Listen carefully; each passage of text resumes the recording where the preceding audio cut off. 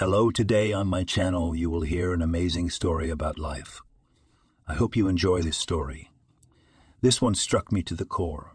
Honestly, I still can't forget it. Enjoy watching.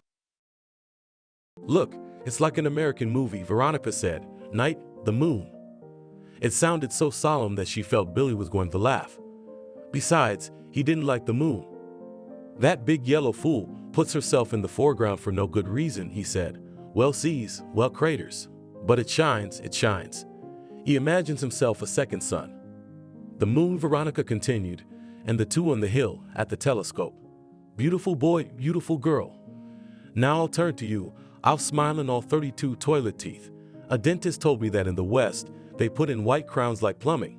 I'll smile and ask, is there life on Mars? Are you interested in complex forms, or are bacteria enough? Billy was adjusting the telescope to something she didn't know. She felt rather than saw his instant, flying smile. Comparison, Veronica thought, how beautiful am I compared to him? So, an ordinary face. They were both close to 18. Veronica was short, sturdily built, with well-developed forms. Her dark brown wavy hair was cut short. Her facial features were large and regular. Dressed simply in jeans and a sweater. No jewelry, no perfume. Only Billy, and maybe Anthony Lesnikov, knew about the quiet pool in which, as you know. In short, whether Veronica is good or not is another question. It's a question of who likes it and who doesn't. But Billy, such a thin face, such eyes. You look at him, your mouth drops open and you catch your breath. You stand there and stare, and you forget what you wanted to say. A prince, the offspring of royalty. Well, Veronica's got a lot on her mind. Billy's daddy isn't a king, he's a minister in the regional government. At least he's not an MP. Veronica almost never watches news and political programs on TV. But if a piece about the Duma flashes across the screen, really, these grown-ups behave worse than high school bullies. Not only do they compete to see who can shout at whom, but they often pounce on each other and beat each other up. If at Veronica's school, in class, something like this happens, the class teacher, nicknamed Grimza, immediately opens the door to the corridor and shouts, Harry, Harry. Harry's the gym teacher. His build is like he's both a weightlifter and a basketball player. 2 meters tall and a little less wide. When the boys hear about Harry, they get quiet. They know Harry will take a trespasser by the scruff of the neck like a delinquent puppy and carry him out the door. He'll give them a knee to the ass. However, none of the expelled did not complain about the gym mess. They understood what was going on. And the deputies fought with impunity for the amusement of those who watched TV. Billy's mom is a ballerina, former prima ballerina at the opera and ballet theater. Now she teaches at a choreographic school. When Billy asked Veronica to visit, she always refused. She was uncomfortable. She was afraid that she would feel like a booger being unkindly scrutinized through a microscope. She hesitated to swat it or let it run. What is Veronica to them? A zero without a stick, a fatherless girl, the daughter of a Russian teacher of Russian language and literature. It's not like solving cases of national importance or dancing the part of Giselle. Billy's parents must be afraid of every girl he tries to be friends with. What if an unworthy candidate still manages to woo their son? Does he want an ordinary wife? Billy will finish school, continue his education somewhere in London, get a job in the clouds. Then he can look around and choose a wife among equals. But until then, no, no, no. And that girl in the worn jeans needs to be kept away. No, they'll talk to her politely enough, but... And what's here? Veronica snuggled up to the telescope, squinted her eyes, wrinkled her nose. It's just a pea, a bead. Well, wait till we get to the confrontation. Then everything will be to your liking, mademoiselle. You'll see polar caps, seas and storms, and about life. Remember? And he began a little chant, as if in verse, when one word gives rise to another.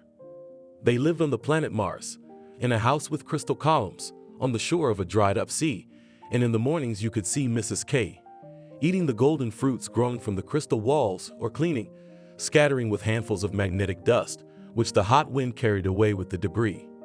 In the evening, when the ancient sea was still and sultry, and the wine trees in the courtyard stood in torpor, and the old Martian town in the distance was all withdrawn, and no one went out into the street, Mr. K could be seen in his room, where he was reading a metal book, fingering the bulging hieroglyphics like the strings of a harp. And the book sang beneath his hand, the sing-sung voice of antiquity telling of a time when the sea covered the shores with scarlet mist, and the ancients went to battle armed with swarms of metal hornets and electric spiders. Billy's voice was melodious and solemn, like he was repeating a prayer. Veronica had never heard those lines before, but they fascinated her. She remembered the last production of The Master and Margarita with the same triumphant calmness, as if he was dictated from above. The artist spoke of the white cloak with a bloody lining of the rider of Pontius Pilate. "Wow," said Veronica, "you should not be a scientist, but a fiction writer." "Are you kidding?" "Shame on you. It's Bradbury. The Martian Chronicles. I can memorize most of it by heart. Would you stop it?" Billy heard his mother's voice so clearly, as if Catherine were standing next to him. "How many times do you have to play with your stars? You're 18 years old, you've grown to be a Kolominsky Versta, and you're still playing with your stars. Who's to blame for this?" Billy would ask, "You and your Selena." Not so often, but his mother still took him to visit her friends. They were all young then, all dancing. Billy knew what was waiting for him there. Women as thin, as smooth-haired as his mother, and the same veins on their high foreheads. And the talk was rapturous, about ballet, the stage, the roles, the teachers. He remembered his mother's friend Selena talking about her mentor. Insulting. He said all sorts of nasty things.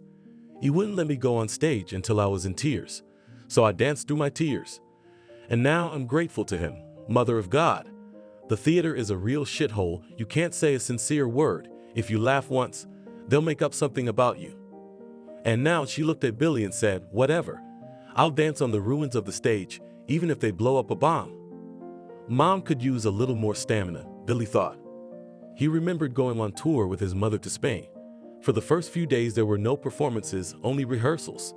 In the evenings, Catherine and Billy took long walks through the streets of Madrid, absorbed the foreign life, foreign antiquity. Mom said something about her roots, about how she would never get used to it here, could never leave the United States. And Billy, for him it was his first trip abroad, was staring around like a little boy. And the lights of the commercials floated before him in a glittering carousel. When they got back to the hotel, Mom realized she'd lost her room key. She became desperate. Shaking her small, rhinestone-embroidered purse, she twisted it right onto the red carpet. Like a blind woman, she swatted with her palms, groping for scattered things: powder, lipstick, a pack of tissues, a butterfly brooch, which she immediately pricked herself. And she shrank back, crying, sitting on the floor, all small, angular, finger in her mouth, licking the blood. Billy felt like he was a lifetime older than his mom. He took her other hand and spoke, emphatically, slowly, calmly, like with little children who don't understand all the words yet. "Calm down. I'll go downstairs, get someone to open the room for us. And if we can't find the key, they'll give us a spare." It'll be years before he realizes that Mom is an artist and every little thing turns into a tragedy for her. She cries and wrings her hands, grief incarnate. Billy understood this, and that the cause was trifling, but he could not remain indifferent, and his heart clenched, and he tried to comfort his mother. But her friend Selena is cheerful, and does not arrange any tragedies. Selena is concerned with earthly matters. She talks to her mother about the rehearsal schedule being prepared for one day lately. You only find out what's going to happen tomorrow the night before. It's awful inconvenient. A lesson, then rehearsals, a short break, and again rehearsals or a performance. You can't eat, you can't rest. You won't be traveling from one end of the city to the other during a short break. And the theater management seems to think that the worse it is for the artists, the better. Selena, too, lives in the ballet business, but it's short term. If you ask Billy, he'd say he hates ballet.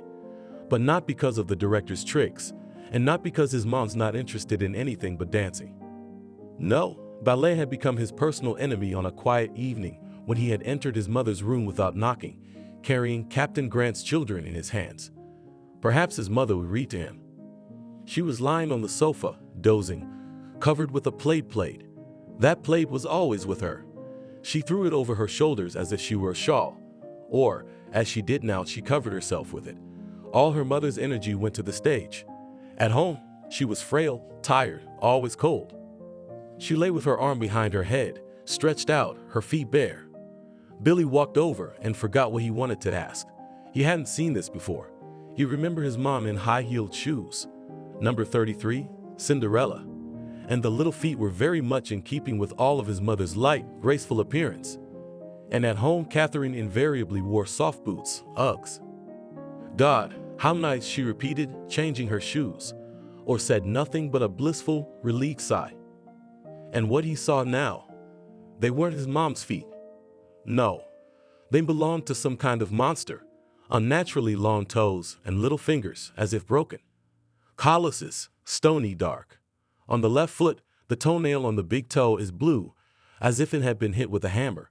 And this is with a mother who cares so much about every little thing for a long time.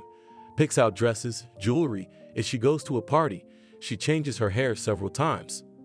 Billy guessed that nothing out of the ordinary had happened. Mom hadn't been tortured by pinching her feet.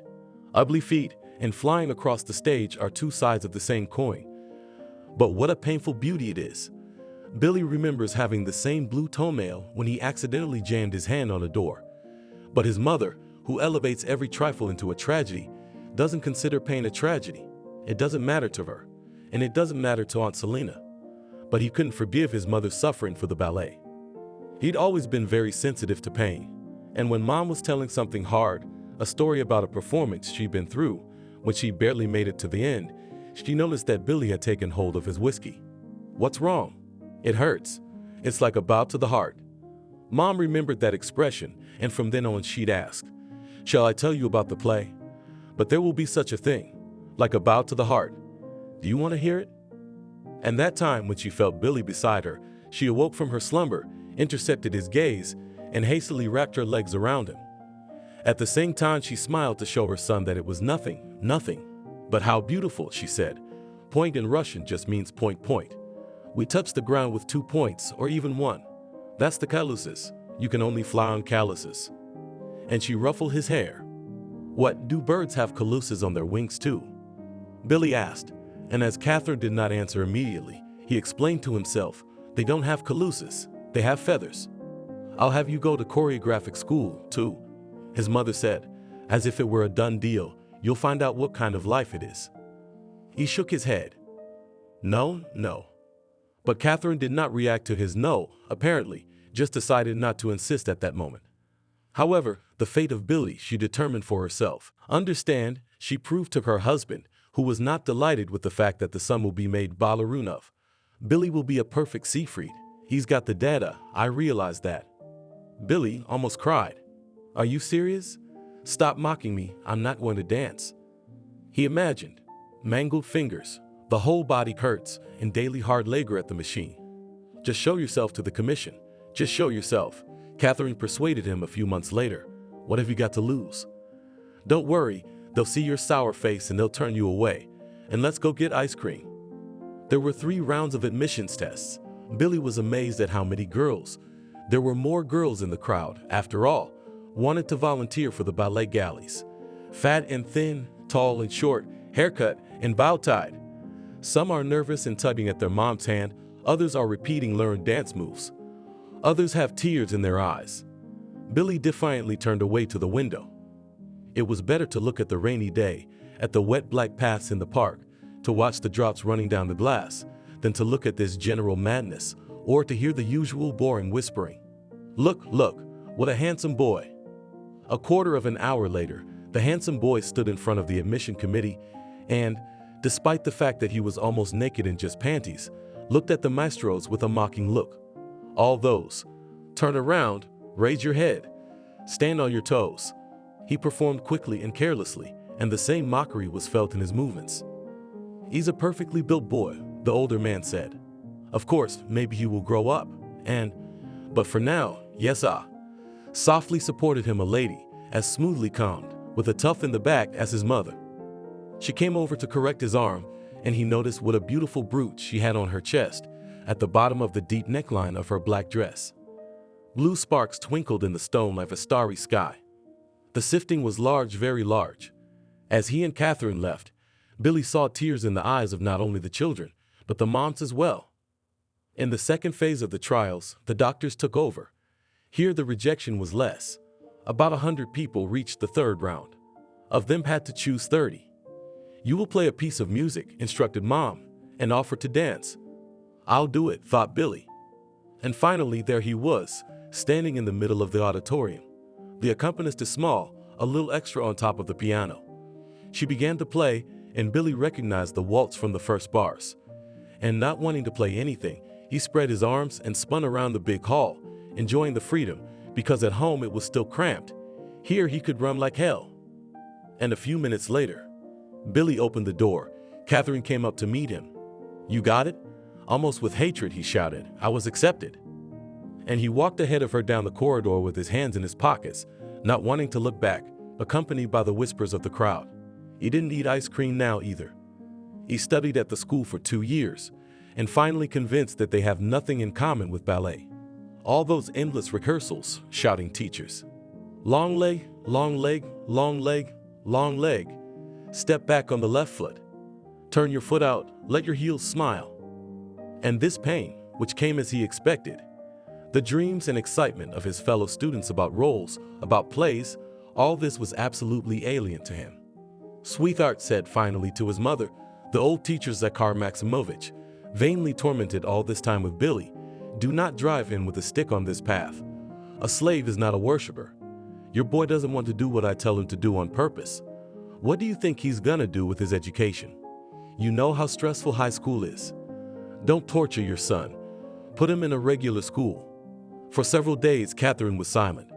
Billy did not interfere with her, did not approach her with questions. He understood.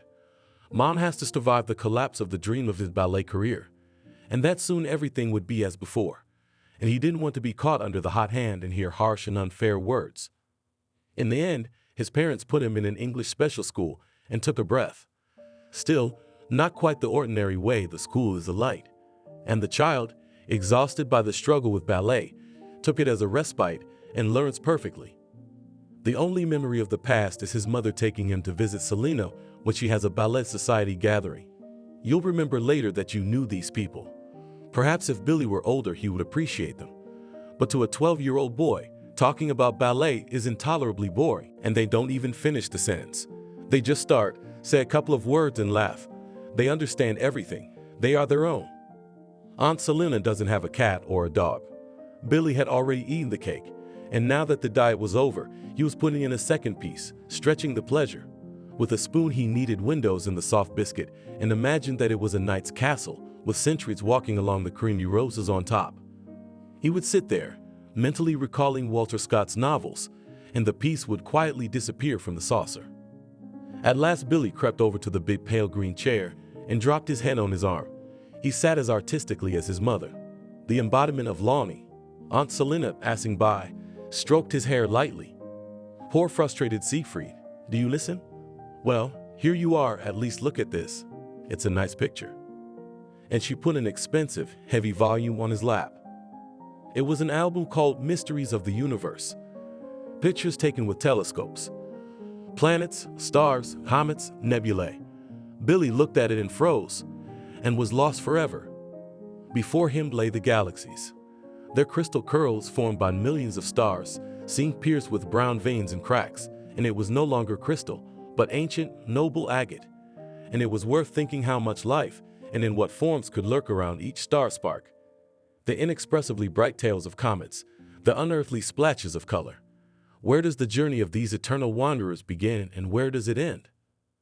The mysterious blue of the planets, Uranus, Neptune, what lurks beneath their covers. And the names of the stars are mesmerizing: Ahurnar, Betelgeuse, and Teres. One of Billy's favorite fairy tales was the story of Jack, who threw magic seeds into the ground. Beings grew out of them, stretching into the unknown heights. What's up there beyond the clouds? Thought Jack, and climbed up into the sky. And on the clouds stood a fairy tale castle. And there began a story that Billy had lived many times in his mind, reincarnating himself as Jack. A single cloud, a castle on it, and an enchanted princess who could be bewitched. But deep down, Billy had always known it was a fairy tale. What he saw now, however, was a truth that could be seen with his own eyes every night. And what could not be seen was confirmed by telescopes. Why did people live past this? Why was no one he knew as shocked by it as he was now? Billy knew it. By himself, by his family, they had gone years without seeing the night sky, forgetting that there were stars in the sky, busy with their own affairs, so small before this splendor, before these worlds living, breathing, pulsating. Billy believed in God. When he was an infant, his mom didn't have time to sit with him, so he had Nanny Julia. She taught him to say a short prayer before bedtime. Later, as a child of a cultured family, Billy learned, in general terms, the sacred story. But now that he was past the age of 12, he began to wonder what God was. Does he exist only for one, their planet? And in other worlds where there is life, there are their own creators? Probably so. It is impossible to imagine that God is one for the whole universe, with its immeasurable distances, that even his divine wisdom is enough for every creature in the universe, that heaven and hell are the same for everyone, for people from the planet Earth, and for intelligent cephalopods from some Alpha Centauri. Once, he had asked Nanny Dasha much simpler questions. She said, "Don't be so wise." And then she said, "To understand God is like trying to pour the ocean into a hole dug in the sand with your finger." But now no one could stop Billy from thinking about it. He tried to imagine what was going on out there, beyond the edge of the universe. And then he saw the universe as a big black ball over which God was sitting with his face bowed. And around God, everything is in a golden haze, hiding the gardens of paradise. And then Billy didn't try to imagine anything else, because the Garden of Eden has the right to infinity. Billy bought his first telescope by accident. He was in the 9th grade and did not even dream of such a luxury. Catherine took it with her to New York. She thought it was impossible to miss a chance to breathe the air of the capital of culture. And for her, New York was also an opportunity to socialize with her friends. Billy was in New York not for the first time and did not stop shocked, wandering through its streets. If they had really made an open-air museum, you would step on the St. Nevsky. No cars, no advertisements. Silence, and you look at each house as a personality. But the river of buses and cars flow past, but huge posters cover the ancient stucco, but merchants beckon at every corner. And it was a glorious day for New York, sunny, almost warm. Sometimes there was a biting wind, but that's what it's like here. They were walking along a narrow street, and foreigners were hurrying towards them, attracted by the bright domes of the Church of the Savior on the Blood. There was a lot more foreign speech around than American, and on one of the bridges, thrown over the dark water of the canal, sat on a folding stool and played the guitar guy. "Listen, and after all wonderfully plays," surprised even said Catherine, slowing down the steps. "This is Spanish. Listen, listen." Billy listened. "No," he said, "it's Ukrainian. You sing it yourself. The night is so dark, so bright, so clear. I see you want to pick up the goals." No, you're lying. It's Romance Anonimo. Niche is just like that, but it's for Bandura. This is a guitar. This is the guitar."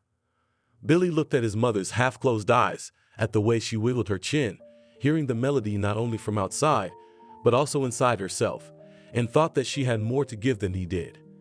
He is not capable of crying so easily, but he cannot enjoy the full pleasure of a moment like this. Others, however, consider this gift of hers precisely the gift of hystericalness. And a little farther away, against the wall of the house, leaning against it to escape the wind, sat a woman, not old, dyed blonde, and in front of her a box of discs. She put them on one after the other, and the melodies chalked the street, swirling and drifting away like the wind with the autumn leaves. Makarova dances at the Mariinsky well. What's she not, Natalie? Of course. Who doesn't remember? Natalie? Prima. She lives in America now. Ekaterina nodded. That was it. With Natalie and Romance Anonimo, they came out on Nevsky Prospect and turned to the long yellow building of the Gostiny Dvor. And while Ekaterina was looking at the new collections, "Go and have a coffee. I'll find you later," Billy wandered through the endless corridors of the Gostiny Dvor, looking for the cafeteria. And then he turned his head, but looked through the telescope, and somewhere in the unimaginable distance tiny beads, P's, a mark in the mind. "We are." Then it was as if his eyesight had developed, and in fact, armed with knowledge, Billy had learned to look. He noticed that if you look closely at tiny flattened Jupiter, you could see several stripes on the planet's disk. Jupiter became close, like a striped ball thrown by an unknown hand into the solar system. And later, Billy was able to see on this ball in the famous red spot. So astronomers call a giant vortex, many centuries walking around the planet. What forces are raging in it? It was simply impossible to imagine this power on Earth. Billy was thrilled to discover the rings of Saturn. He even dreamed of them floating round and round, countless chunks of rock and ice, satellites of the planet. They were the personification of frozen eternity. Mars had the appearance of a reddish pea with a white polar cap. And so easily the mesmerizing lines from Bradbury's stories came to life when there it was in front of your eyes. And how many star clusters Billy saw! He knew that if he had a more powerful telescope, they would remind him of bee swarms. That's what they used to call them, star swarms. But Billy realized that to be alone with the sky, he had to get out of town. The city lights are a real nuisance. All those street lights blocking his way to the sky. He had to find someplace else. He didn't want to go to parks, to unlit corners of them. You don't know who you're gonna run into. Eventually, Billy found the right place. On the outskirts of the city rose the hills. Some of them were occupied by summer houses, but there was a road leading to the cottages, and you could drive up almost to the top. It was always deserted after 11 o'clock in the evening.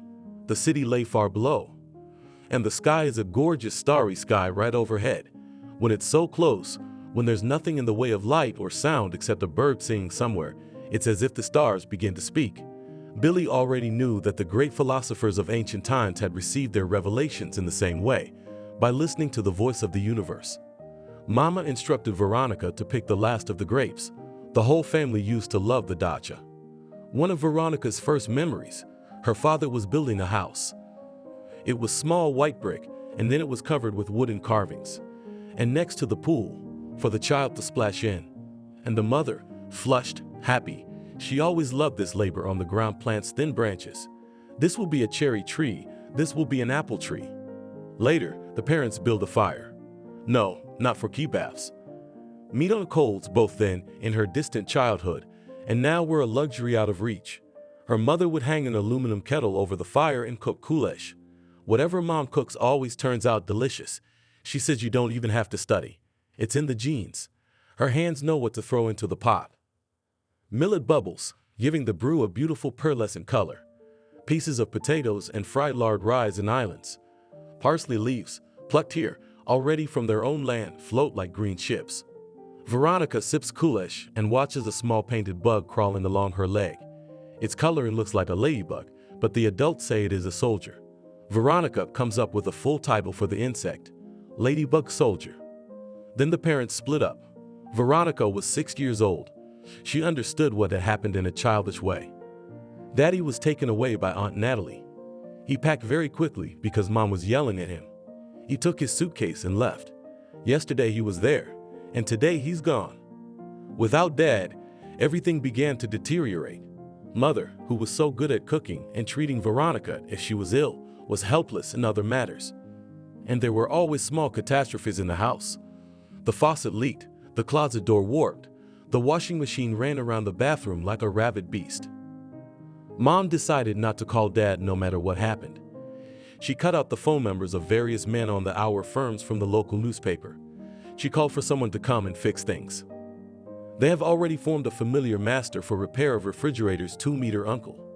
Little Veronica was amused by the fact that his phone hung on his ear. It was called hands-free. John would treat the refrigerator and other customers would call him on the phone. My mom and Veronica had an old Oka, and the foreman worked with it for a long time. Veronica stood next to him, and John told her about the war. He was fond of World War II. His father was one of the few who survived the battle at Kursk. Veronica remembered that John's father had been a scout and had been at the site of the battle before anyone else. He was expecting an offensive, and it was impossible for him to discover himself. What was there to drink, to eat? He drank from the river, wolfishly, and at dawn a silver ribbon appeared in the distance. It was the enemy tanks, and when the shells began to burst, it became so dark that the sun was not seen for several days. Veronica waited for John not at all for the sake of Oka, but to listen to these. No, not fairy tales, but they mesmerize even more. The young guys from the emergency service also knew their family very well. Several times they had come at night when the faucet in the bathroom was broken and water began to whip over the edge of the sink and onto the floor. It wasn't uncommon for Mom to say the same thing when she finished checking her notebooks. Soon everything here will crumble to dust, and what will we do, Veronica? They live without a future. The dacha was most dilapidated. The first floor was made of brick and served as a pantry. Here they stored tools and film for greenhouses. A wooden staircase led to the second floor outside the house, so rickety that Veronica would not let her mother climb it, and she was afraid to climb it herself. On the second floor was the living room, a wooden chest with a sloping ceiling. The pink floral wallpaper was damp. An old narrow tacta, a table, a few chairs. No one had slept here for a long time, and the room looked uninhabited. There was a sort of balcony adjoining it. The floor was covered with slate sheets, and overhead, grapes twisted in a net. It didn't taste sour at all, but surprisingly fragrant. The heavy, dark bunches were fragrant with the aroma of fine wine. My mother froze the grapes and made compotes from them in winter, and in the purple of the drink was summer itself. At the end of that September day, Veronica felt like an acrobat, balancing on the balcony to reach the grapes. If you fall off, you'll not show your face. You'll be flying 3 meters. And down below was the swimming pool that my father built. Empty now, cracked and unsightly. If you fall into it, how can you call for help? It was even harder to get down. I had a heavy bag in each hand, and I could not even count on the rope railings. I could not grab them with my teeth, could I? It was already getting dark, and Veronica walked along the deserted dacha streets with the fear of who else might meet. She was accustomed to cut the corner and go down a steep path, barely visible in the tall grass. But in September it gets dark early, and now you can't see where to turn. Veronica put down her bags, at least stand for a while, so that her arms could rest. She raised her head, watching the sunset streak slowly disappearing over the horizon, and against the sky she saw a silhouette. On the hillside, a man was setting up something that reminded her of a telescope. Their eyes met, and Veronica, who had never before called out to strangers, suddenly asked, "Do you have this?" "I'm sorry, of course. But it's already dark, you can't see anything." And just as suddenly, Billy suggested, "Would you like to see it? That's when you showed me Venus, remember? I wonder what's going to happen next. Not in our time. They don't even go to Mars in our time. But someday maybe. Interstellar travel, cities on other planets, like your favorite sci-fi writers." They sat next to Billy, hugging their knees, and Veronica, burying her chin in the high collar of her sweater. It was already time to go back, because it was getting late, and soon her mother would start calling Veronica on her cell phone where her daughter was and who would walk her home. Veronica smelled of an unusual perfume. Her mother used to be very fond of perfume. She bought it herself, and her father gave it to her. In the closet on the mezzanine, there was a box of bottles, and not all of them were empty. Billy felt the fragrance noble and subtle. Veronica could tell him that the perfume was called Solemnity, that there was a note of bitter wormwood in it. And as always, even when she was sitting beside Billy, and at any moment she could touch him, take his hand, there was also an almost imperceptible note of the subtlest bitterness, as if he might suddenly disappear. In a kingdom apart. They'd come back. Billy always saw Veronica off. It was her mom's demand that he take her to the driveway. But if her mom hadn't said a word, they had a ritual of parting at Veronica's door. Veronica lived in a neighborhood that the authorities had long ago given up on. The houses, built in the 70s, brick 5-story buildings, were cramped, and there was little sun in the yards, and there were tall old trees, poplars. The housewives stretched ropes between the trunks and dried laundry. In June, the yards were drowned in white clouds of fluff. People walked on these clouds. It was as if God fulfilled his promise and took the poor to heaven. The rest of the time, the land was bare. The grass had long since been trampled, but there was a small part nearby, a lawn without any fence, a few birches, maples, and weeping willows, paths. I'm surprised this piece of land hasn't been built on yet. You can't go to the city to walk in the botanical garden in large parks. So this island of nature was as dear to the local residents as a sick girl from Andersen's fairy tale, her pea growing on the windowsill. Billy would leave the car, and he and Veronica would walk slowly along the path between the weeping willows.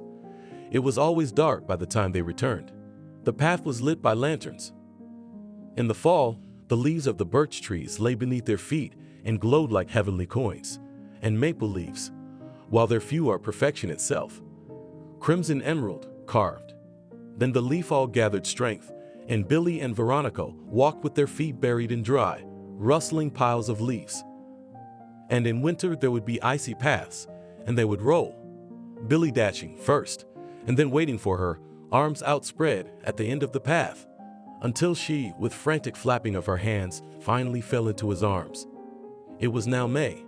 The air had not yet warmed, but the cold was as subtle as perfume. The cold air smelled of fresh earth and young leaves.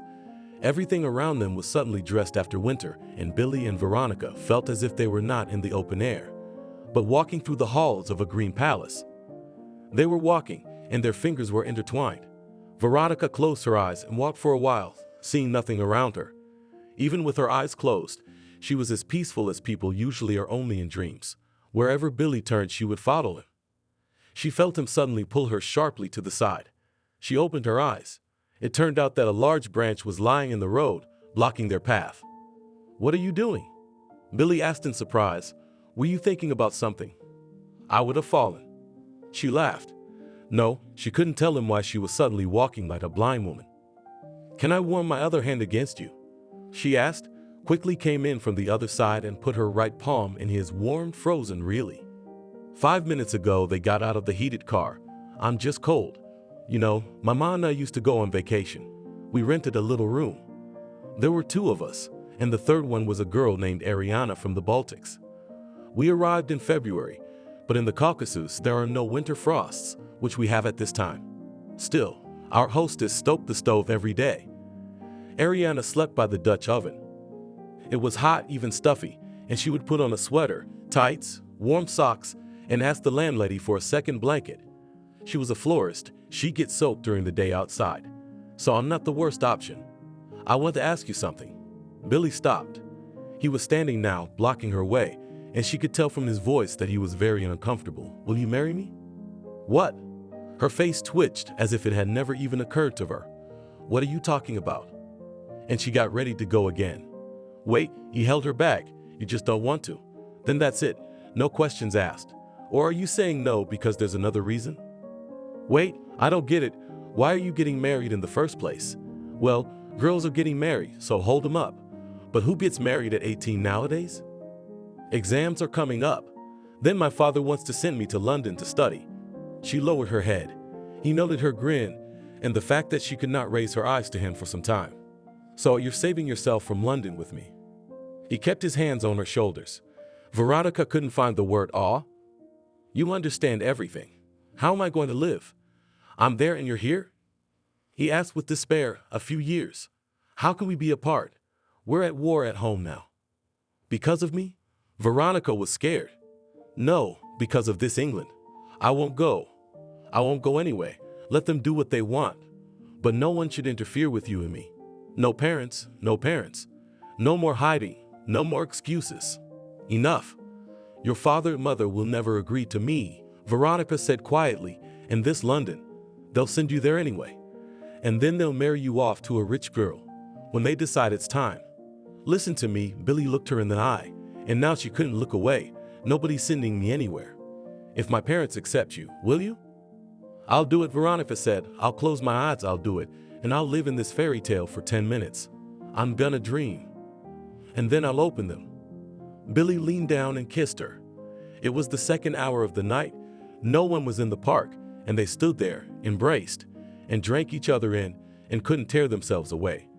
For the first time, that thirst that had been languishing them broke through, and neither could recoil first. Everything ceased to matter. Veronica had forgotten that her mother was waiting for her at home, nor did Billy think that his parents might be worried. Just being together, that was all that mattered. Veronica couldn't remember her heart pounding like that before. In the sky, the wind was swaying the willow branches, and it seemed that the stars were swaying along with the young leaves.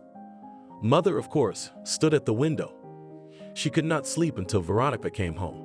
Mom had to work tomorrow.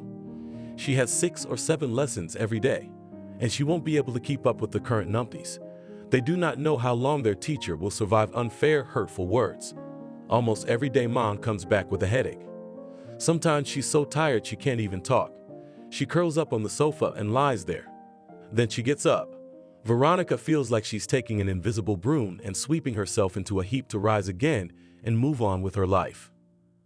Mom didn't turn away from the window when Veronica came into the room. Well, at least he saw her off. Mom sighed.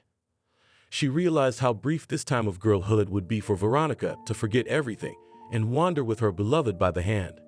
Don't fail your exams, Mom said. I'm sorry. I forgive him because he still takes you to the driveway. If he didn't walk you home, I'd forbid it. No more guilt and no more excuses. Veronica remembered Billy saying, I'm very hungry, she said quietly, distracting her mother's thoughts. Why didn't your mom take you to a cafe for dinner? Parents don't give you money. Love and feed were synonyms for mom. Now she suffered that Veronica was hungry all evening and therefore neglected and unloved.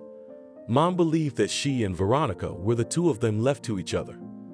In the album was kept the only photo where Mom was taken together with her father. At one time, Veronica wouldn't let her tear it up. You're so young here, so good. A dark-haired girl with a long braid and open, hot eyes. Mariana sang Ukrainian songs and wrote beautiful and sensitive poems in a notebook. And she went to study to be a teacher of Russian language and literature in order to share this beauty, which she herself felt so clearly in the word with others. And next to her was a tall guy in a military uniform with the epaulettes of a senior lieutenant. They had met a few days before this photograph was taken. A group of military men on leave met the girls in the hall of a movie theater. Their seats were next to each other. Mom didn't have to travel to garrisons. Father served in the neighborhood, trained young soldiers in the unit. He firmly knew that he fulfills his duty to the motherland, and how much she pays him for it is on her conscience. An officer is not supposed to humiliate himself by looking for additional income. The duties of a wife were obvious to him in the morning. On the shoulders should hang a clean suit jacket, in the house reign army cleanliness and order, and the lid from the pot with steaming borscht must be removed the minute her husband opens the front door. Mom never felt sorry for herself and was ready to cook, scrape, and wash until late at night, sick or healthy. But Veronica was born and turned out to be a weak, sickly child. The fragile girl seemed to her father to be from another planet. With a strong, throaty boy, everything would have been clear. From the very beginning, his father would start to raise a real man and a soldier. And all these dolls, bows, tied throat. In the middle of the night, my mother would get up to warm Veronica's milk and to take away her cough. She turned on the light in their one-room apartment and saw her husband unknowingly covering his head with a pillow. Maybe you'll take a vacation and go somewhere in a preventorium, have a rest? Mom suggested, forgetting about herself again. My father liked it at the health center.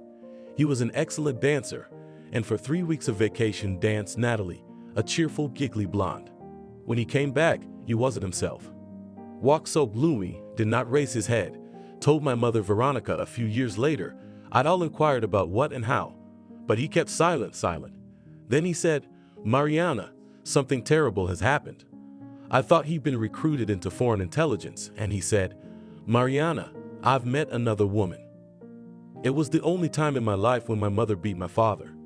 I don't remember what I grabbed then. Anything I could find. A pot lid, I think. He only had his hand over his head. You see, I wanted to do what was best. You're sick. He's in Zoria. I did the repairs without him, wallpapered the house. It's a hard service. Let him rest, I think. He did, the bastard. My father decided that he had been punished enough, and now he could leave with a clear conscience. He packed his things and moved in with Natasha. Apparently, even she did not believe that everything was solved so easily, and the ex-wife will not try to return her husband, at least for the sake of the child. So Natalie insisted. The father appealed to his superiors and he was transferred, where the young couple departed. Reminder of the father remained a receipt for alimony. Once a month appeared in the mailbox, and Mom's firm conviction that neither she herself will no longer try to build a family life. The second time, I can't stand it with my face on the table. Nor Veronica will have no luck with this case. What is love? Deception, fake gold, only pain. In order not to be alone in old age, it's better to have a child and then kick the man out. We'll grow up, Mom said. In her heart, she had no doubt that this is the only option that awaits Veronica. I'll help. And the main thing for you now is to finish the institute and find a good job, so that you don't depend on any lousy guy in your life. Mom did not like Billy, but tolerated because he was from a decent family brought up, and the courtship ritual, remembered by my mother since his youth, performed rigorously. He asked permission to take Veronica for a walk and brought her back on time. Mom thought that nothing serious would come out of this relationship. Veronica was no match for that boy. What's the word these days? Major? But if Mom was afraid to think about it, let her daughter have a nice, healthy baby. You can tell by Billy's good blood, and the grandparents on the other side will help. It's so hard to raise a child alone. And yet her mother wanted Veronica to be just her daughter, with the simple worries of what to wear, where to go, what book to read, so that no men would invade their little world. Veronica went to her room. When her father left, her mother exchanged their one-room apartment in the center for a two-room on the outskirts. The school where she worked was nearby. Veronica got her own room tiny. The window overlooked the garages, a shabby view. But Veronica remembers how she sat little on the table, and her mother put her shoes on, and the late December dawn was blue outside the window. "Look at the color of the sky like the eyes of a princess," her mother said. Veronica remembered. Deep blue. People don't have such eyes, but princesses. Opposite was the same 5-story building, its windows lit up with multicolored lights. Veronica could look at them for a long time. The lamp glows behind the green curtains, and the room reminds her of a pond where mermaids live. And on the neighboring window strings of Christmas tree garlands were strung and blue stars were shimmering. But one window was special to Veronica. There, the tenants went to bed late. At 1 o'clock and at 2 in the morning, their lights were on. And it was good, waking up from an unexpected terrible dream, to pull back the curtain, to look out and see that the window was glowing. Someone was awake there. And once someone unknown from there started a game of bunnies with Veronica. It was a sunny day. She went to the window and felt a hot ray on her cheek. She moved aside. The bunny hopped after her and nestled against her face again. Someone was standing at a familiar window, holding the mirror in his hand. Veronica leaned to one side or the other, laughing at the game, and had treated the window as a friend ever since. Now Veronica sat on her narrow bed. The room was warm. Veronica wrapped her arms around her knees, her chintz shirt in pink flowers, her hair disheveled. She imagined that Billy could be with her and would be soon, and her face flamed. She really wanted to call Yasa, her classmate and best friend, but it wasn't just deep night anymore. Dawn would be breaking soon, and she had to wait for morning. Veronica didn't want to sleep, but she forced herself to lie down, tucked a pillow under her cheek, and covered herself with a blanket. Suddenly, she fell asleep so soundly that she was hardly awakened by the familiar muffled crack of the alarm clock. Naomi was a small, dark-haired girl. There was a surprising femininity in her whole appearance. Her thick, close-cropped hair was styled as if by itself, curling over her temples and cheeks, and eyes crystal clear, green. Naomi's family lived as modestly as Verima's. They rarely bought new clothes, but Naomi was constantly preoccupied with closet issues and came up with a very successful. She sewed herself a skirt, then unravels a sweater and knit a fishnet sweater. The track on the tights was for Naomi a serious upset, much more than a triple in geometry. Even jewelry she made selflessly, and for her birthday she made Veronica Indian earrings from leather, which were admired by all the girls in the class. After graduation, Naomi wanted to study nursing and work somewhere in the sanatorium. "Quiet, peaceful, pine forest," she said dreamily, "no matter how cold it was outside, and the buildings are warm. Smells of mineral water, winter garden flowers. I would do procedures for the sick. And myself too, there are many cosmetic ones there." Veronica had been friends with Naomi since the first grade, and in recent years the girls had been sitting at the same desk. Veronica kept looking at Naomi. She couldn't wait to tell her about yesterday's proposal. But where had she gone when the lesson was about to start? Naomi ran into the classroom at the last minute. Her plaid dress was held together by a wide sash, waist as thin as an actress in the last century. "Where have you been, mother?" "You see," explained Naomi, panting, laying out her textbooks on the desk. "I washed my dress yesterday and hung it on the balcony, but it didn't dry. I didn't even have time for breakfast. I had to iron it dry. Billy asked me to marry him." Veronica wanted to say nonchalantly as a cursive, but on the face, uncontrollably blossomed a smile. "Wow," Naomi whispered, shocked. The historian was already entering the classroom. "And when?" "Last night." "That's not what I meant. When does he want you two to get married?" "Right after graduation." "Are his parents okay with it?" "Naomi," the history teacher said, "why don't you let me start class? It's because of people like you that I can't explain anything. You don't shut your mouths, so open your notebooks, write down a new topic, and then read the textbook and take notes." The class looked at each other. Last year, the old teacher who taught them history retired, and the principal hired this Angelica. At the first lesson, Angelica reported that she was not just a teacher, but a major, and had previously worked in the colony. So she put discipline first, and then knowledge. And so it went. The lessons were quiet, because for the slightest whisper Angelica made her stand, or even demanded that the offender leave the classroom. And she wouldn't allow anyone to attend class without a parent.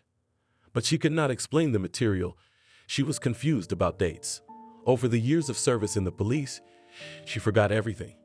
Where that Alexander Nevsky and where Macedonian. Students' future humanities at first resented, went in droves to the director, demanding to remove the major.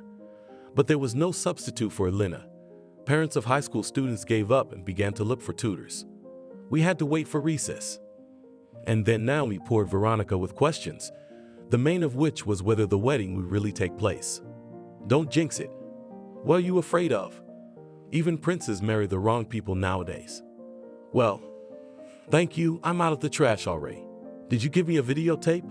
Leslie came up to them with a notebook. There was no head of the class, but Leslie had taken the position on her own initiative a long time ago. Her father was a businessman and her mother was an artist. It was Leslie's mother who had once made their class famous by drawing such wall newspapers that the others could only envy. She also provided costumes for amateur performances, and Leslie's father provided a bus when the class went on excursions or concerts. Naskia's mother was feared. It began when Angelica, a tall girl from a dysfunctional family, twisted Leslie's arm during a fight. An hour later, the hand had to be repaired in the trauma center. Another hour later, Leslie's mom came running to the school. 2 teachers were having a hard time holding her back because she wanted to tear Angelica apart. She was like a bulldog. She was like a homing torpedo. We managed to fight off the juvenile delinquent with great difficulty. They agreed to put Angelica on the register in the children's police room. Since then, Leslie in the class, although not loved for aplomb and self-confidence, but did not touch a finger. During the last year, she collected money for the graduation party.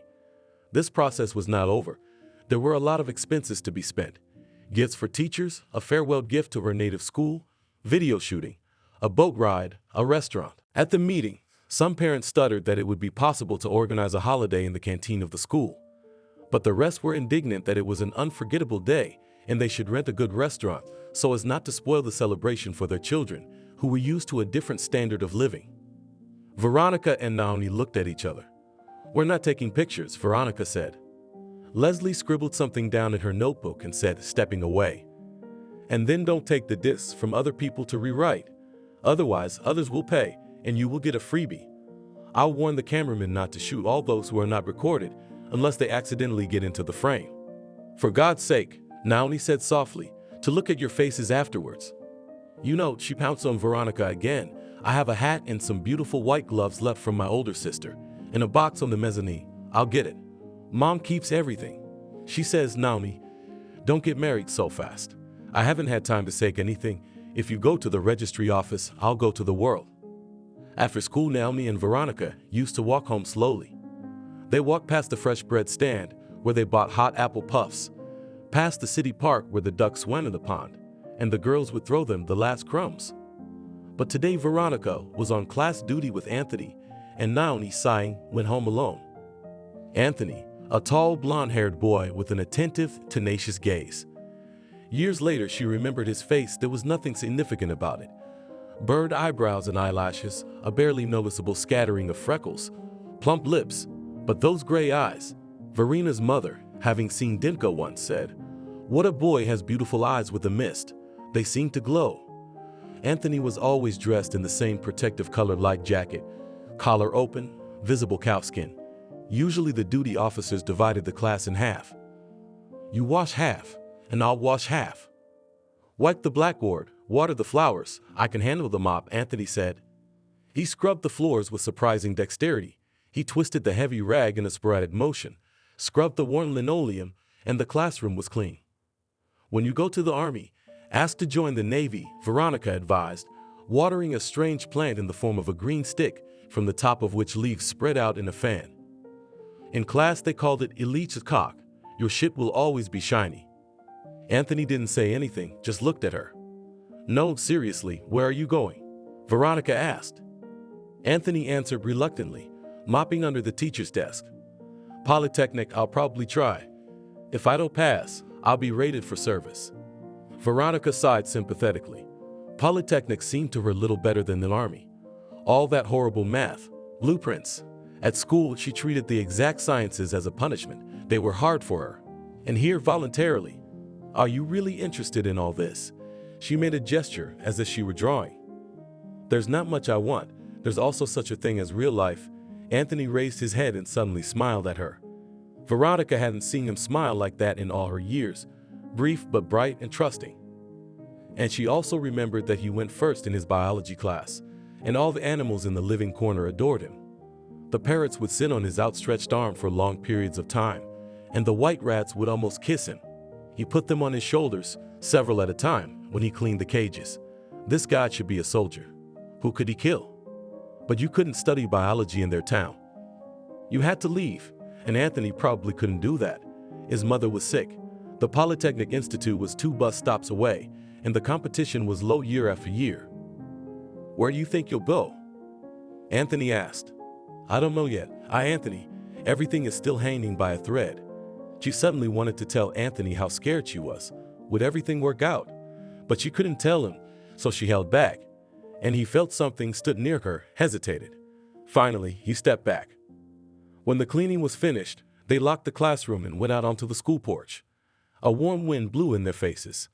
The gardens were already blooming before school. Anthony asked. Now he looked at Catherine over a volume of Saltykov-Shchedrin. What is there to be afraid of? He asked. No, he decidedly did not understand. Billy will bring into the house some girl from which at best will pick up bad manners. It would be a shame to show the girl not only to his acquaintances, but even to the closest friends of the house, because she'd be vulgar, definitely vulgar, and dressed, God knows how, and start cackling all over the house, and we'll have to fight with her to obey her way of life established in the family. And Catherine is not a warrior. She's been queen of the family for a long time, but now she will be queen mother, and reigning will be this Veronica, who, of course, will immediately give birth to a child to secure her place. Billy's blood will flow.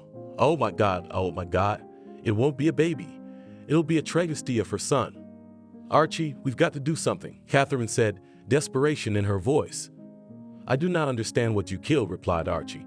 Now all young people play independent, all live civil marriage. Well, consider it a trial if it makes you feel better. What civil marriage, Archie? Come to your senses, passionately whispered Catherine. She will cling to him with all her paws. Fabulous, who knows who? She could be in our house babysitter, at best governess. Sure, we'll draw up a prenup. They'll live together for a few years while Billy goes to school. Look, I kind of like it. It's better than having him out clubbing and running around with sketchy girls. Let him play the faithful husband, come home at night, study. But if that girl gets a little crazy, you think you'd let her go wild? Archie's smile was surprisingly gentle. Catherine, if you've trained me for our infinitely long life, you've trained me to eat with a noodle. Catherine also could not bear to smile. It was true. Archie came from a working family. Once he was a hard-working, extremely persistent guy, graduated from the institute a little more and with a red diploma. But when he got a job at the plant, he found himself not in production, not in drawings and schemes, but first in Komsomol and then in party work. Then there was a career ladder with steep steps, city committee, regional committee. Then, when the power changed, ministry and the crown chair of the Minister of Industry. With Catherine, they met at the stage of the city committee. Tickets to the theater of opera and ballet to get at that time was not easy, and to sit in the box meant belonging to the cast of The Chosen. Archie was not a connoisseur of art. Opera, he could not stand it at all. If he visited with friends Traviata or Rigoletto, he fell asleep in the middle of the first act. If only they were a little quieter, howling, waking up at intermission, he said to his companions, trying not to notice the sneer in their eyes. But the ballet, the spectacle, is very good. Archie hardly noticed the male dancers, but what girls in the ballet, and the incomparable Ekaterina Volkova, the prima donna. He realized then that she was the queen. During the support, she regally soared in the hands of her partner in a snow-white dress. Proudly raised on a swan-necked small head, smoothly combed dark striped wings falling on the forehead, and chiseled arms raised upward in a victorious gesture when she's on stage. You don't see anyone else. She is the only one like that. They were introduced. The director of the theater small beads scattered in front of Archie that promised him to make repairs in the opera house. And the director was ready to take the stars out of the sky, not only to introduce the prima donna. So when they were introduced to each other, Catherine treated Archie with restraint just enough to not notice the contempt. A young man heavy in a baggy suit face, as if an axe cut down, did not make any impression on her. But most of all, he was boring, so boring, nothing to talk about. But the boring acquaintance turned out to be indispensable. He got all the medicine for Katia's grandmother when she had a stroke, and arranged that the best neurologist in the region came to consult the old lady every week. Archie's main concern was why Catherine had become pale lately. Shouldn't she go to a sanatorium, especially since the velvet season had begun? She agrees. Here's the voucher. It was he, having visited the Volcott's house, squinted, examined the current ceiling, and looked out the window with vague words. And yes, the neighborhood. A month did not pass, as Katina's mother and grandmother moved into a spacious apartment in the center of the city, and Catherine moved in with Archie, and he took her away in a black car. The back seat of the car was piled with so many white and red roses, which Prima did not get even after the premiere. They say that over the years, spouses become more alike. How different were Archie and Catherine in his younger years, and then got along, fused, and each acquired some of the features of each other. Archie began to distinguish the noble valiants. He now dressed with great taste, quite decently versed in the arts, and the government considered him an excellent orator. Catherine felt protected from the storms of life. She appeared in her self-confidence, which she previously lacked. In the choreographic school, where she now taught, neither the director nor colleagues not only dared not raise her voice, but talked of her almost subservient. And Archie did not forget to note that it was her wife who had given the Volodarski's house an aristocratic note, and there was no shame in receiving any of the most distinguished guests. And now this wench would appear, and a war would start in a separate kingdom. Archie had already fallen asleep, and Catherine was still holding his hand, as if looking for support, and if he woke up, he would feel her tears on his shoulder. Hanging up his coat, Billy asked Angelica's housekeeper, "Are the parents home?" "Catherine is back, resting. Archie's not home yet." Billy knew where his mother was, in the fountain room. It was the brightest room in the house, with a window that took up a whole wall, and everything was bright and colorful. Catherine loved painted clay pots. She brought them from Spain, Greece, Mexico. Not pots, but works of art. So many plants lived in them that Billy didn't even try to remember their names anymore. And part of the room was simply partitioned off, and dwarf trees grew behind a border lined with colored stones. This room was always alive with the odors of forest earth, water, flowers. Catherine did not like plants that do not smell of anything. "Forgive God, paper something something," she said squeamishly. And in the winter garden of her constantly something blued and fragrant. Jasmine smelled subtly and sweetly. Waves of fragrance came from the corner, where lilies blew. Catherine, thank God, in her life, you might say, did not fall in love. She came from an old aristocratic family. Her father, an officer, died after the Great War, an accident at the exercises. Her mother, a beautiful Polish woman, never married again. And it was difficult for her to raise her daughter, as it was for all widows. Already dilapidated clothes many times sewn over, and the duty meal in the house was pearl soup. Catherine tried not to put her mother in unnecessary expenses, not that on ice cream on the streetcar, did not ask, ran on foot. While her father was alive, her mother didn't work, and after that she got a job as a ticket girl at the only movie theater in the city at that time. So movies became the only luxury available to Katia. Then there were trophy movies, and looking at Western actresses, she believed and did not believe that you could be so beautiful, wear such luxurious dresses. And when her mother suggested that she enter a choreographic school, Catherine agreed with joy. To study ballet meant to open the door to the most beautiful world. Catherine entered easily. She inherited a lot from her mother. Thin bones, proportionality, graceful movements. Later, teachers and educators repeatedly noted and her reasonableness. Catherine never once cried, did not ask to go home from the dormitory. They did not realize that this was an expression of the girl's love for her mother. After all, come home and mom poor, again to worry about her what to wear, what to feed. And in the dormitory, everything is on the government's dime. But the love of Catherine, who was left out of business mom was not around, found another application. The girl passionately, self-consciously fell in love with ballet. she practiced frantically and soon was the best on the course. The only time Catherine was charmed by a man, an artist, then she was already working at the Opera and Ballet Theater. The company came from Washington, and with one of the soloists, Catherine danced Sleeping Beauty. At first, it was admiration for the skill of the capital's dancer. What a partner she would have been. Artists of this level in the local theater was not available. With Katya, they understood each other with half a glance, and she felt that also made a great impression on the Muscovite. But she was scared. She felt that falling in love was beginning to take a huge place in her soul. She no longer thought about the ballet, about her role, but only about him. Along with joy, she experienced a distinctly perilous danger. She would soon be gone as an actress, and then humiliation, dependence. Ekaterina stopped off stage to communicate with her partner.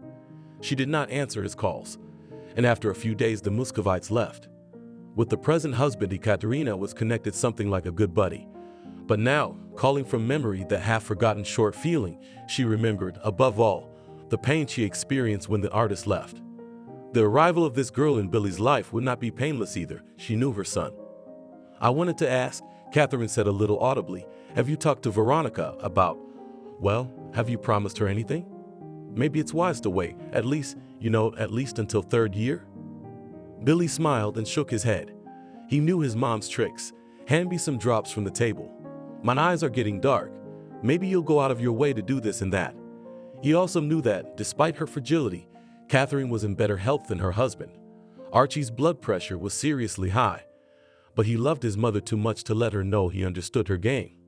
Well, maybe at least. Civil marriage? Catherine made one last concession. No, Mom. A real wedding, and even with a wedding in the church. But why? Catherine did not just open her eyes and lifted herself up. The medicine was starting to take effect, but now she was just stunned. I won't insult Veronica by offering to live with her for a trial. But aren't you putting that girl on a pedestal? Do you know how much it hurts when idols fall? Billy raised his hand to stop me. Mom, I know there's a lot of words coming out right now. And what I'm gonna say, you're not gonna listen to. You've got your own picture in your head. That I'm a poor, naive boy being used. And so on and so forth. So for the first, and hopefully last time, I'm going for an ultimatum. You can rest easy. I'm not going to be an astronomer. I'll be a lawyer, a diplomat, a plumber, take your pick. But you take Veronica, and I don't want to see any of those faces around her. She's family, period. But you're forcing someone we don't know. Mom. Catherine shrugged nervously, this agonizing feeling of his own powerlessness. So, on Saturday I'll bring her, and everything will be as you like to say, Camilfo. But at least in a nutshell, Tony, what to expect? Billy paused, searching for words. You'd say she's a regular girl, he began. A regular girl from the back alley? Mom, where's this snobbery coming from? Don't you have enough talented girls in your school who are not from the streets? But I'm only teaching them, not expecting grandchildren from them. Bravo, go on now, quote your favorite, talk about what blood means. Remember, Ultima Thule. When the door closed behind her son, Catherine held her temples and exhaled several times with a half smile, as if to say, wow. Catherine was on her way to see the fortune teller. She had known Anna for 2 years already. She had been brought together with her by a friend. Catherine did not go to her often, only when everything in her life came to a wedge. In such cases, someone goes to a psychotherapist, someone to a priest, but she went to Anna. Anna lived in the Black House. Oh, how Ekaterina Sergeyevna liked this house on the embankment. Built of large porous slabs, really almost black in color, the house with arches and columns, with narrow windows, it seemed not just ancient. There was something of a castle in it, and of a prison. But with its picturesque facade, inside the house was in disrepair. The huge entryway seemed to have been abandoned years ago. The fireplace was still there, always cold, with only traces of soot on the plaster. On the wide staircase with low, marble steps, some of the carpet shreds were attached. A window with a cast-iron lattice. The sky through the dusty glass always seemed gray. Anna lived on the second floor. The front doors here were also ancient, huge, and the air itself seemed rumbling. Catherine knew almost nothing about Anna, and had never asked her to tell her about herself. It seemed to her that fortune tellers must not have a past. She didn't know what religion Anna practiced, whether she believed in black magic or Buddhism. But when Anna opened the door, tall, wavy black hair falling loosely down her back, a long bright satin robe, and the smell of oriental incense. When Anna took her hands in her warm palms for a moment, Catherine sighed as if a heavy weight had been lifted from her shoulders. They walked down the long corridor. A light tinkling could be heard. Everything was jingling on Anna, bracelets and long earrings, and carved gilded beads. They passed into the study, where there was semi-darkness. Only a small table lamp was burning here. Catherine sighed and sank into a deep, soft armchair. Streams, curls, smoke from smoking sticks was rising, and already the smell inexplicably soothed. Anna, look what's going to happen. My son wants to get married. Maybe some kind of a turnaround. Catherine had a hard time with that word. Charms, reversals are cheap. But what to do? What to do? Time is running out. Veronica is coming. Anna put her finger to her lips and said, "Give me your hands." Catherine threw her jacket on the back of the chair, remained in a thin sleeveless t-shirt. Lean back, relax, close your eyes and put your hands here. Anna drew a light portable table. In a small bowl she diluted fragrant oil, took a brush. Catherine obeyed, closed her eyes. What bliss! The oil was warm. The gentle touch of the brush to her fingers, palms, wrists, higher and higher she went. Anna was drawing some invisible patterns, secret signs. Anger, fear, rejection of the events were leaving. In return came peace, peace. The brush slid across the face, and his features completely smoothed out. Anna stood behind the chair, gently removed the hairpins from Catherine's hair, and plunged her fingers into the thick strands. Anna's eyes were closed too. She whispered something, and her fingers slid. When she withdrew, with her hands still raised, Catherine slept with her head thrown back. And if at home she did not allow herself to relax completely even in her sleep, now one could see a not young, very tired woman. Her face sagged, and sometimes a light snore broke through. Anna returned to the desk, took a deck of cards, shuffled them, and began to lay them out. She looked at the cards as if she couldn't believe it, and with a quick movement she mixed them. She laid them out again. When the last one was laid, she shook her head slowly. Then she got up. She went, rustling her dressing gown, to the shelves, took a large crystal ball on the stand, carried it to the table. She sat down and began to stare at it, running her long fingers through her hair. If Billy had been here, he would have said that Anna resembled a goddess bent over a glowing planet. When Catherine woke up, Anna told her, "You don't need a lapel pin." "What? Are you saying my son will be happy with this girl?" "No." Anna shook her head. "This family will not be. But they're getting married in a month. This girl, don't be afraid. She won't be in your house for long. And remember, I've seen it. She's not the one who's gonna get you in trouble. And remember, it's nobody's fault." "What trouble?" Catherine was scared. "I feel she'll do something to Igor." "No." Anna turned around and pointed at the crystal ball. "Your son is just as pure. Don't fear for him." "But can you tell me more? What did you see?" Catherine begged. "Do you feel better now?" Anna answered with a question. Catherine listened to herself. Yes, even incomprehensible to her words, fortune teller could not change that state of clear reconciliation, which was now in her soul. And because, yes, easier, much easier. That's how you live your life. To keep all this from rising in her soul, Anna's singing hand made a graceful movement resembling a slow whirlwind. It could have been different if you had given him a gift. Let him go. Who? Billy? I mean, we should just let this wedding go off with a bang. That's not what I'm talking about. But don't think about it. That's what I'm saying. Everyone goes their own way, and even if you feel like you are the one deciding, in reality they are deciding for you. Go on, and remember, no one is to blame for anything. The dinner party was to begin in half an hour. Billy and Veronica sat in Billy's room, waiting to be called. Both were laughing nervously. Veronica wore a knee-length black dress for the occasion, her only dress, but she had no jewelry to match. Only earrings of such crystal glittered in her ears. When the sun's rays fell on them, the earrings cast colored bunnies, and I wanted to watch the play of the glare. Veronica was sitting on the bed, and Billy, across from her in the chair. Veronica swayed slightly. The bed seemed royal to her. "Nice place you've got here," she said. Billy's room was at the far end of the house, so that he could have some semblance of a separate life. But it was Catherine's favorite color, lilac. Everything was in the same tone. The long curtains of heavy silk, the rug on the floor, the coverlet on the bed, an antique bed with carved metal headboards. The mirror had a carved frame of equally fine workmanship. Nearby, 2 lamps on a table held gold-colored lanterns. "This room looks like a poem by Alexander Bloch," Veronica said. "Make your mom happy. He's the one who picked out everything here." "Who's stricter, mom or dad?" Billy shrugged his shoulders. "Dad's charming. His position, so to speak, obliges him. You'll like him." Mom's creative. It's interesting to talk to people like that, but it's not easy to live with them." He tried to choose the words softly. Veronica shuddered. "I'm going to get it from her. I'm dressed wrong. I'm sitting wrong." Billy shook his head. "It's all settled now. You're part of the family now." And then Veronica imagined her mom alone for the first time. Here she comes home from work and opens the door to the dark, empty house. Only their gray and striped cat, Timosha, meows and runs out to meet her. And when mom has a headache, she often has a headache, so much so that she has no strength to get up from the couch and take a pill. No one will give her the pill. Veronica goes off into her adult life, and mom will become a child more and more every year, needing care. How will she be cared for from across town? Billy asked, noticing the change in Veronica's expression. "You know, you have everything gorgeous just." But she couldn't find the words.